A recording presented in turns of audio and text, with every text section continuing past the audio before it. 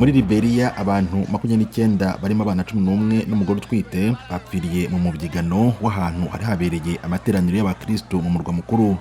Muri Gambia, Perezida Adama Barrow ejo kuwa gatatu yarahiye kongera kuyobora igihugu muri manda ya kabiri. No muhango wabereye kuri stade yitiriwe ubwigenge hafi y'umurwa mukuru Bantu.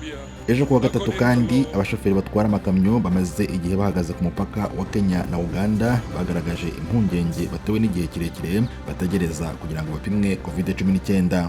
Muri Libya, umuyobozi w'ikigo cy'igihugu gishinzwe ibikomoka kuri peteroli Mustafa Sanala asaba leta gushora imari mu bijyanye n'ingufu.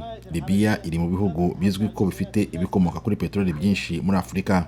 Dusubire muri Kenya aho uyu munsi kuwa kane abashinzwe ibidukikije bavuze ko inzovu yabyaye ibyana by'impanga bibiri mu gace ka Samburu, ibintu bidakunze kubaho.